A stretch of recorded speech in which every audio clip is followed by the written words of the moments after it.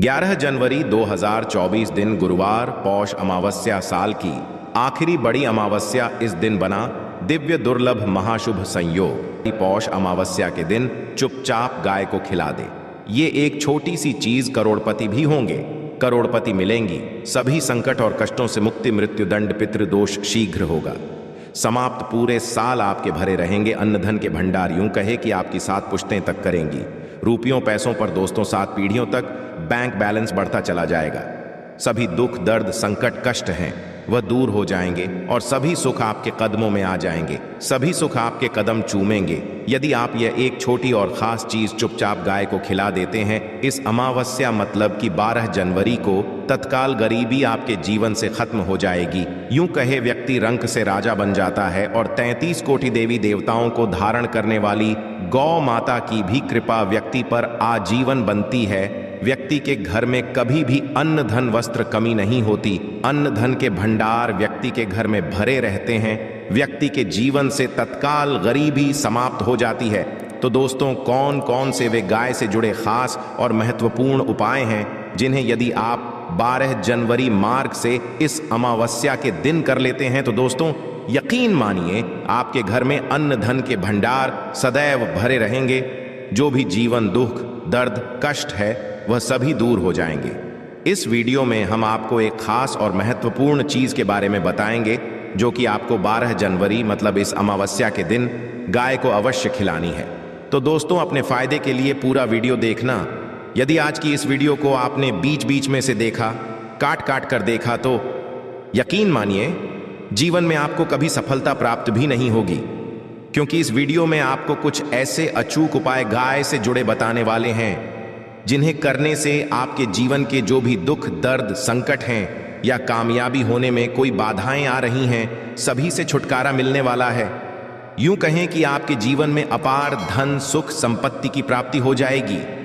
कभी भी धन से संबंधित परेशानी नहीं रहेगी। आर्थिक स्थिति आपकी प्रबल हो जाएगी। धन प्राप्ति के योग्य बन जाएंगे और जीवन में सदैव अन्न धन के भंडार आपके घर में भरे रहेंगे। अन्न धन वस्त्र की कभी कमी नहीं होगी आपके घर। दोस्तों, आज की वीडियो को पूरा देख कर जाना। यदि आप चाहते हैं आपके और आपके परिवार पर सदैव गौ माता की कृपा बरसे, आपके पितरों की कृपा बरसे, देवी देवताओं की कृपा बरसे, तो दोस्तों वीडियो को पूरा देख कर जाना। बहुत ही फायदेमंद वीडियो है। पूरे 500 सालों के पश्चात ऐसे दुर्लभ संयोग में है कि जिस दिन मार्ग से इस अमावस्या, जिसे भौमवती अमावस्या कहते हैं, तो गुरुवार के दिन गुरुवारी अमावस्या कही जाएगी। तो पूरा वीडियो देख कर जाना। यदि आप लाभ प्राप्त करना चाहते हैं और 7 पीढ़ियों तक कभी कोई किसी तरह की कमी ना हो, ये फल चाहते हैं, तो वीडियो को पूरा देख के जाना। बहुत ही लाभप्रद वीडियो है आपके लिए। दोस्तों, वीडियो को आगे शुरू करें सबसे पहले तो आप थोड़े से रिक्वेस्ट करते हैं, वीडियो को लाइक कर देना और कमेंट्स बॉक्स में सच्चे दिल से जय गौ माता अवश्य लिख देना। जिस माता की कृपा आपके और आपके परिवार के ऊपर सदैव बरसती रहे। और ज्यादा से ज्यादा वीडियो को शेयर अवश्य करना, ज्यादा से ज्यादा अपने दोस्तों में, ताकि और लोग भी इस वीडियो के माध्यम से लाभ प्राप्त कर सकें। इन उपायों को करने से अपने जीवन में सदैव धन सुख संपत्ति की प्राप्ति कर सके। तो शेयर करना भूले इस वीडियो को, जिससे और लोगों का भी भला हो। तो दोस्तों, सबसे पहले तो बता दें, जनवरी माह में बहुत बड़ा महत्व है, क्योंकि ये साल की आखिरी अमावस्या भी है। बहुत ही दुर्लभ से योग में है।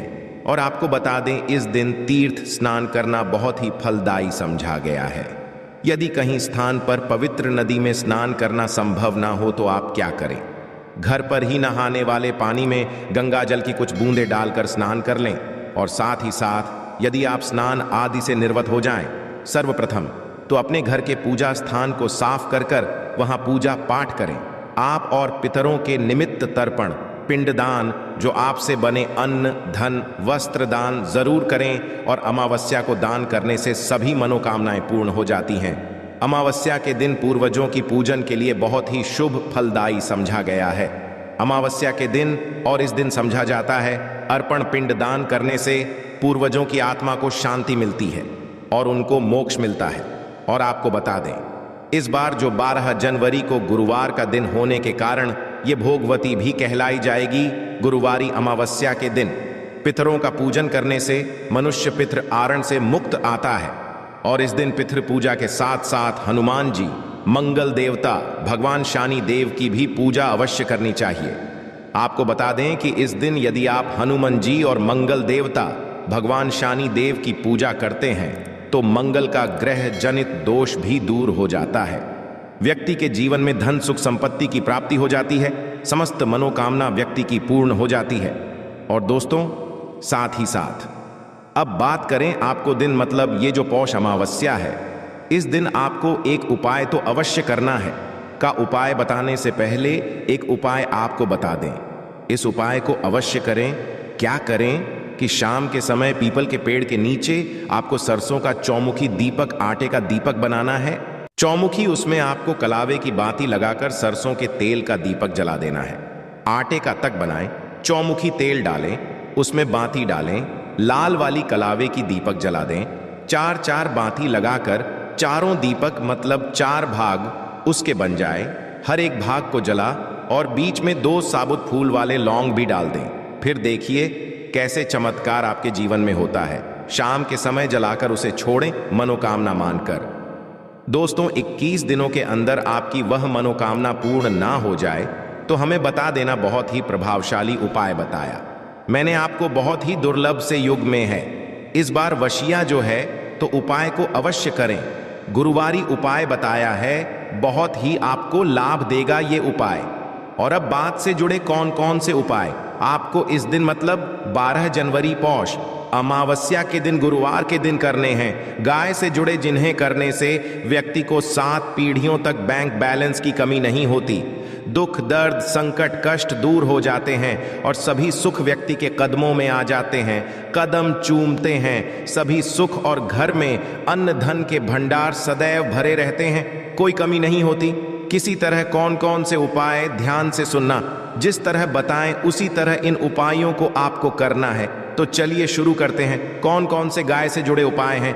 प्रभावशाली चमत्कारिक उपाय है जो कि आपकी किस्मत को चमका देंगे, आपको लाभ शुरू करते हैं। दोस्तों, सनातन परंपरा में गाय गंगा और गायत्री का बहुत ज्यादा धार्मिक महत्व है। मान्यता है कि गौ माता के शरीर पर 33 कोटि देवी देवताओं का वास होता है। गौ माता की एवं पूजा करने वाले जातक पर इन सभी देवी देवताओं की कृपा बरसती है। गौ सेवा न सिर्फ इस जन्म के बल्कि पूर्व के भी दोष दूर हो जाते हैं। हर एक सुबह जब आपके घर में भोजन बनना प्रारंभ हो तो सबसे पहले बनाई गई रोटी को आप गौ माता के नाम से निकाल दें और भोजन करने से पूर्व गौ माता को इस रोटी को खिलाएं। यदि संभव हो तो काली गाय को खिलाएं। यदि काली गाय ना मिले तो सफेद गाय को भी आप खिला सकते हैं। हर एक और मांगलिक काम में गौ माता या उनसे जुड़ी चीजें जैसे गाय का गोबर, गौमूत्र, गाय का दूध अथवा गाय के दूध से बना घी अवश्य शामिल करें। इससे आपको पुण्य की प्राप्ति होगी। सनातन परंपरा के अनुसार जिस घर में गाय होती है उस घर से जुड़े सभी वास्तु दोष स्वतः ही समाप्त हो जाते हैं। किसी भी पूजा में गाय से प्राप्त पंचमय युक्त विद्यार्थ का उपयोग जरूर शामिल करें, क्योंकि पंचम या के बिना कोई भी पूजा पाठ और हवन सफल नहीं। या दोस्तों, गौ कृपा पाने के लिए प्रतिदिन सप्ताह अथवा महीने में परिवार समेत एक बार गौशाला जाने का नियम अवश्य बनाएं और वहां गायों हरा चारा जरूर खिलाएं। इससे आपको शुभ फलों की प्राप्ति होगी और साथ ही साथ गौ सेवा और गौ पूजा से 9 ग्रह शांत हो जाते हैं और इनसे जुड़े 200 का निदान हो जाता है। गर्मियों में गौ माता को पानी पिलाएं और सर्दी में गौ माता गुड़ जरूर खिलाएं। ध्यान रखें कि गर्मियों में गाय को गुड़ ना खिलाएं। अनेक देवी देवताओं को अपने शरीर पर धारण करने वाली गौ माता से जुड़े कई शुभ और अशुभ संकेत भी होते हैं। मसलन गाय का दूध धोते समय यदि गाय ठोकर मार दे और सारा दूध बिखर जाए तो अपशगुन होता है। यदि कोई यात्रा पर निकल रहा हो और गाय अपने बछड़े को दूध पिलाती सामने आ जाए तो निश्चित रूप से जिस यात्रा के लिए आप निकले हैं वह यात्रा आप अवश्य ही सफल होगी और वह जिसके लिए आप निकले हैं वह अवश्य ही पूर्ण होगा।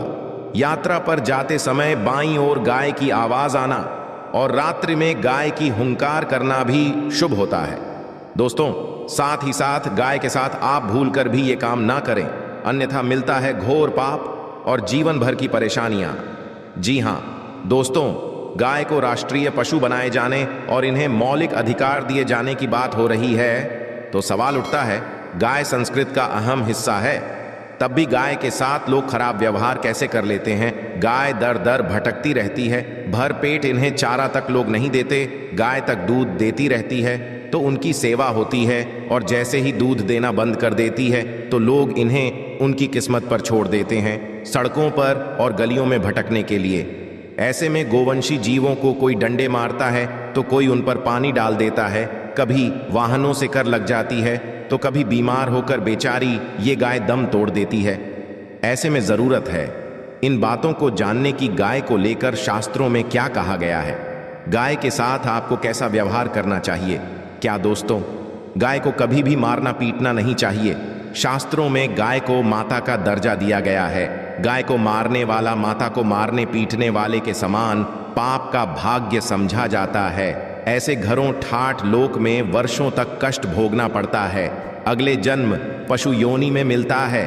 कथा है कि गौतम मुनि ने गलती से गाय को डंडा मार दिया था, जिससे गाय की हो गई थी, और इस पाप से मुक्ति के लिए इन्हें वर्षों तक तपस्या करनी पड़ी। भगवान श्री कृष्णा जी ने बैल स्वरूप में आए वृद्धाश्रम का वध कर दिया था, जिससे मुक्ति के लिए भगवान श्री कृष्णा को संपूर्ण तीर्थों को एक कुंड में बुलाना पड़ा, और इस कुंड में स्नान से वह पाप मुक्त हो गए थे।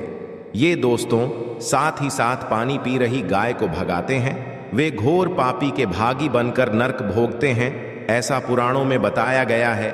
जबकि जो लोग गाय के लिए प्याऊ और चार बनवाते हैं वह महाभाग्य होते हैं।